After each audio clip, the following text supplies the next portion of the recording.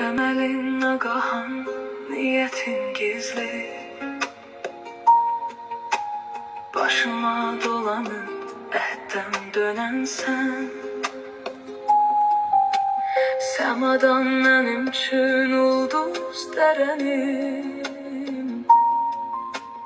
Qəflətən alışıp qəfil sönən sen. Ne istəyirsən? Hanı qətiyyətin, hanı ilqarın? Eşqdən danışan sen, eşqdən dinən sen. Səbəbsiz unudub əhdi peymanı, qəlbindən adımı dünən silən sen. De niyə şikayət edirsən axı? İki söz vardırsa onu deyirsən.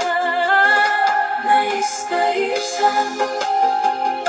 Ne istəyirsən? Hanı qətiyyətin, hanı ilqarın? Ne istəyirsən? Ne istəyirsən? Qəlbindən adımı silən sen. Gah mənim nurumda görüb Allahı, gah da ki bu eşqdən gileylənirsən.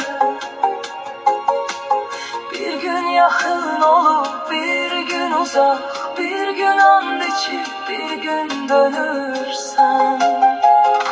Ne istəyirsən? De niye susursan, niye kaçırsan? Eşkten danışan sen, eşkten dinen sen. Sebepsiz unudur